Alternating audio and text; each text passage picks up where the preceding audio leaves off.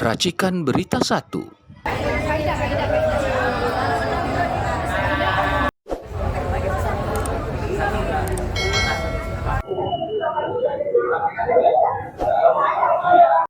Maafkan ini, Bapak hanya petugas ya. Udah gak logika begini. Masa kantor negara, kantor rakyat susah sekali kita begini. Bapak nggak usah pakai seragam begitu, kami disuruh, tapi kasihan saya lihat. Ini yang bayar ini kami, di gedung ini. Pak Presiden, ini udah betul-betul diadap ini. Masa parkir milik negara diparkir ditarik? Hah? Dari mana uang ini korupsi benar? Kantor pegawai negeri, kantor pemerintah tidak boleh. Uang parkirnya untuk siapa ya? Ngeri banget. Kemarin saya bayar 25.000. Ya, boleh. Ya. Harusnya Bapak dengar dari dalam dong. Masa dengar dari orang yang berjanji? Di dalam memangnya nggak ada orang yang mencatat jadwal Pak Menteri hari ini ketemu siapa? Warahmatullahi wabarakatuh. Ya, alhamdulillah setelah perjuangan teman-teman semua, dengan doa teman-teman semuanya, dan dengan WA saya ke Pak Menteri, terpaksa harus begitu. Ya, akhirnya Pak Dirjen Pak Digbasmen, ya Pak Eko Susilo, akhirnya menerima karena beliau memang diperintah langsung oleh Pak Menteri yang kita WA. Tapi perjuangan teman-teman luar biasa. Ya gitu. Kalau nggak ada teman-teman juga pasti juga ini tidak akan terlaksana. Intinya Pak Eko Susanto. Intinya kami ya tadi sebenarnya kami berempat. Tapi setelah ada kuota yang sangat terbatas, mohon maaf Bu. Akhirnya hanya kami bertiga, saya, Dr. Resmond dan juga Mas Michael yang masuk dan mendengarkan. Diterima oleh Pak Eko Susanto, Dr. Eko Susanto, kemudian Pak Anang dari PPID, dan juga beberapa staf lain. Intinya kami hari ini menemukan fakta, terus terang saja, bahwa ini adalah keajaiban dunia ke-9. Karena 8 sudah. 8 udah ya? 8 kan punya ayahnya. Oh iya. Ini ke-9. Karena tadi pengakuan dari Pak Eko, kasus seperti ini, kasus ada penyetaraan dari UTS yang kemudian disetarakan menjadi ijazah setara SMK, baru ini di tangannya Pak Eko Susanto. Tapi beliau memang belum menjamin apakah dulu di zaman Pak Sutanto itu pernah ada. Tapi kronologinya memang ruwet. Ya. Nah, nggak ada ya. Karena apa? Karena dari riwayat pendidikannya ini, ya, katanya Gibran itu memang ada katanya, ya. Tapi kami belum ditunjukkan buktinya. Baru dikatakan ada dari OPSS Orchid Secondary School itu adalah rapor kelas 10 dan kelas 11. Itu aja rapor, ya, fotokopi rapornya. Tahunnya pun berbeda dengan ini. Tahunnya salah semua. Michael nanti jelaskan tahunnya. Salah semua tahunnya. Jadi ini pun berubah lagi datanya. Dan kemudian ijazah ini atau bukan surat penyetaraan ini memang harusnya bunyinya surat keputusan. Tapi katanya ya waktu itu karena kepentingan sudah ada ijazah S1. Jadi ini tuh dibuat hanya untuk sekedar syarat. Gitu. Karena S1-nya sudah ada dan menariknya mereka bilang yang S1 di luar tanggung jawab kami. Karena yang satu adalah punyanya Dikti.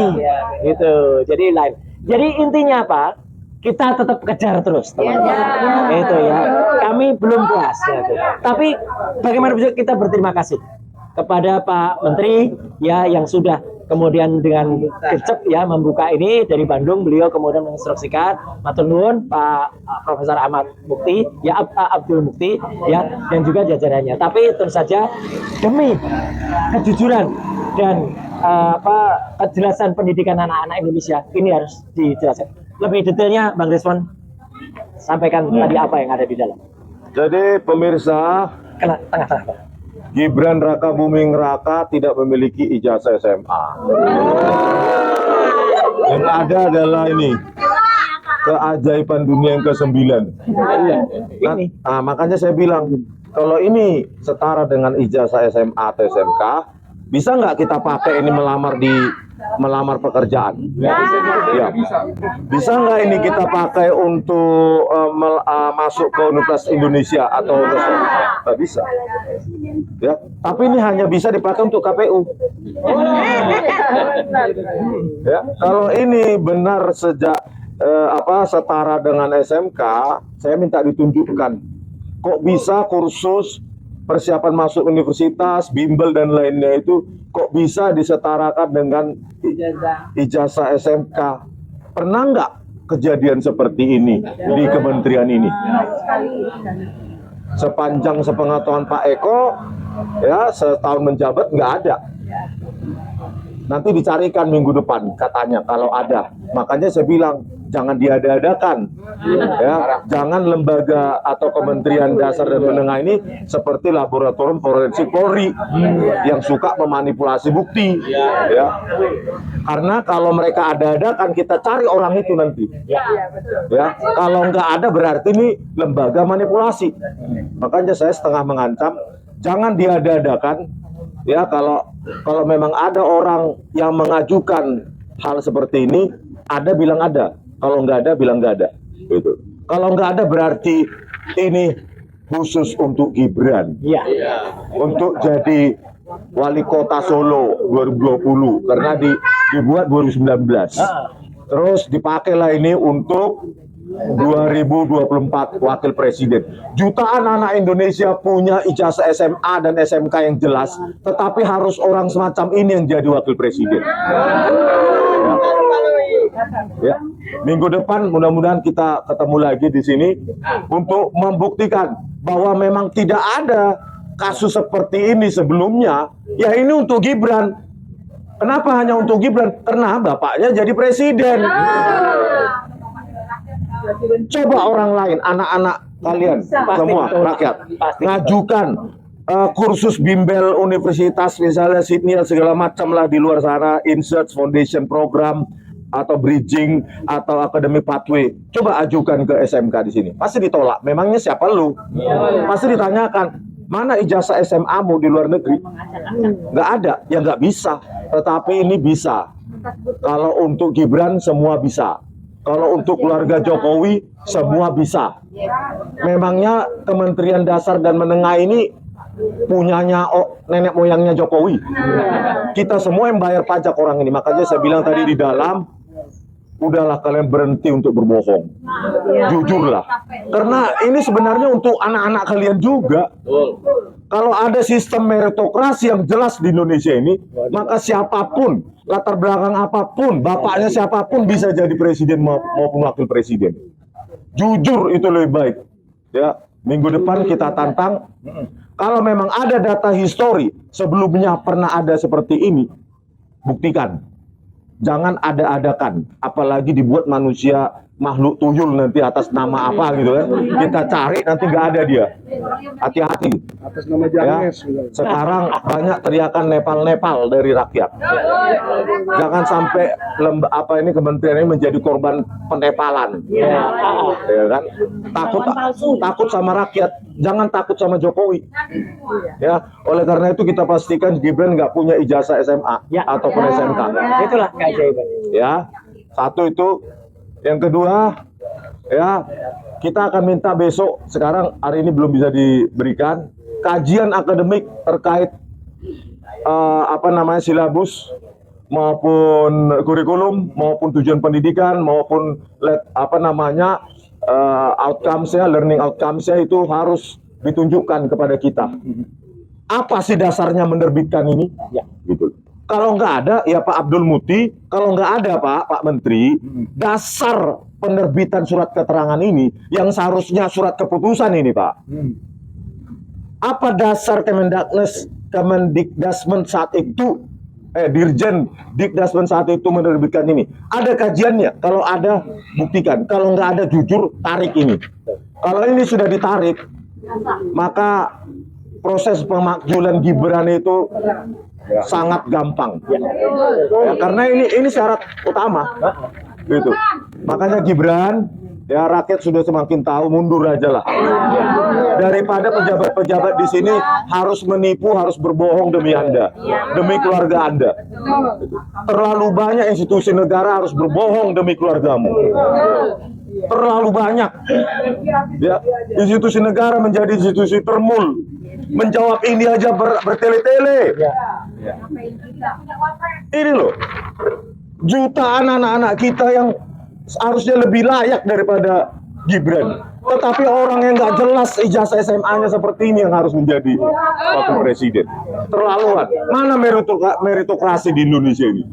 Ya, hanya dengan bantuan bapaknya, bansos 500 triliun tiap tahun, terpilih akhirnya itu si Gibran itu. Ya. Jadi intinya Gibran tuh nggak punya ijazah SMA atau SMK, cuma modal surat keterangan ini jadi wapres. Modal keterangan ini jadi wapres. Ini wapres. Modal ini surat keterangan. Ini. Ah. Kameranya goyang. Ya, jadi kita tunggu kabar minggu depan. Pak Roy Suryo sudah punya nomor teleponnya Pak Eko, Dr. Eko Susanto. Ya, janganlah ini, kalau bisa kita selesaikan secara seminar ilmiah. Iya. Kita undang guru-guru besar bidang ilmu pendidikan. Ya. Dia tadi tertarik. Apakah dasar penerbitan surat keterangan ini? Termasuk Bu Melani, Buten Sorki, ya. Buten Sorki. Kalau bisa tolong Pak Abdul Muti, ya, diselenggarakan seminar ilmiah semacam itu, karena Pak, ya, kesalahan ini tidak harus ada di pundak Anda. Ya. Kalau memang salah, cabut aja. Betul. Gitu. Beres. Jadi langsung diproses ke DPR untuk pemakzulan Gibran. Ya, oke gitu. Oke. Ini detail berikutnya dari Mas Michael yang tadi mencatat tanggal-tanggalnya. Ya, saya ceritakan singkat aja. Kesalahan di sini ya. Ya, tadi di sini kita bisa lihat di KPU ada sejarah pendidikannya Gibran. Tetapi tadi dari Kemendikdasman, Kemendikdasmu. oh ya, kira-kira itu melihat kronologi yang mereka sudah teliti sebelumnya, ternyata Gibran itu masuk Orchid Park Secondary School tahun 2003, bukan 2002, sampai 2004 bulan Oktober. Dia masuk ke UTS Insert di tahun 2005, ternyata bukan 2004, sampai 2006 saja. Berarti cuma setahun aja nggak nyampe. Berarti 1 tahun. 2004 kemana dia? Ketok. 4 sampai 5, saya nggak tahu. Nah itu kok ada kosong tahun. Nah itu sebentar lagi saya jawab ya. Nah di UTS Insert Sydney ini dia mengikuti program Diploma of Business Study. Saya boleh jelaskan sedikit. Diploma itu dulu saya ikut juga program seperti itu di tempat lain. Tapi lo nggak jadi wapres. Oh ya, soalnya saya nggak setarakan jadi gitu. Karena bapaknya bukan presiden. Oh, iya. Bapak saya orang biasa memang. Nah jadi saya ikut program itu dulu. Syarat masuk program itu adalah lulus SMA. TOEFL juga. Ya. Tapi maksudnya lulus SMA artinya saya sudah lulus kelas 12. Dan ini sebenarnya UTS Insert ini adalah kelas 13. Jadi disetarakan dengan 12, saya marah sebenarnya. Berarti lompat dong. Saya tadi cukup marah. Nah, bahwa di kelas Orchid Park ini katanya 10 dan 11. Tetapi UTS ini kelas 13. 12-nya mana, Pak? Ini 12-nya. Jadi supaya 13-nya nggak ditanya, udah setarakan jadi 12 saja. Nah, nanti kita tanya lagi besok ke Dikti. Ya. Ini MDIS ini kelas berapa? Jangan-jangan kelas 25. Karena saya udah nggak jelas ini dari 10, 11 ke 13. Kelas berapa ini semua gitu loh. Nah, pertanyaannya kan begitu. Jadi program yang dilakukan Gibran Jana adalah diploma. Diploma itu kelas 13. Dan kelanjutannya adalah kelas 2 dan 3 tahun kedua dan ketiga, yaitu di universitas untuk memperoleh S1. Tapi tidak. Jadi kalau dia jadi kalau dia melanjutkan ke 2007 sampai 2010, yaitu 4 tahun, ini kelas berapa ke berapa ini? Seharusnya dia sudah S2. atau S3 mungkin. Ya, jadi tolong diperjelas aja lah. Jadi intinya saudara, Gibran kurang umur, otak-atik undang-undang pilpres, ya kan? Gibran nggak punya ijazah SMA, otak-atik, ya Dirjen Jasman. Pokoknya semua untuk Gibran. Ya, jadi ini pun di otak-atik demi Gibran. Gibran nggak punya otak. Hah? Ya TKT. Ya, jadi itulah very spesial kau Gibran. Walaupun otakmu nggak seberapa ya, tapi ya udah nasibmu mungkin hidup di negara yang apatis seperti ini. Akhirnya Anda terpilih jadi wakil presiden. Oleh karena itu rakyat harus bangkit. Jangan sampai manusia semacam ini mencalonkan diri sebagai calon presiden 2029. Bahaya. Ya, kalau masih dia terpilih Bahaya, Bang. dan kalian diam saja, Nepal kan? Nepal. Kita janeskan dia. Iya. Ya. Jangan dinepalkan, dijaneskan aja. Jelaskan dia. Oke, gitu loh ya. Jadi lucu ya. Mantap. Kelas 10, kelas 11, kelas 13, kelas entah berapa ya. 12-nya kelihatan. Kita tunggu minggu depan. Oke. Yaudah, itu ya teman-teman. Sekali lagi terima kasih Lampung deh, atas Bang. Kesetiaan. termasuk ya. Ibu. Selamat. Luar biasa. Sampai menunggu di tangga. Iya. Wassalamualaikum warahmatullahi wabarakatuh. Waalaikumsalam.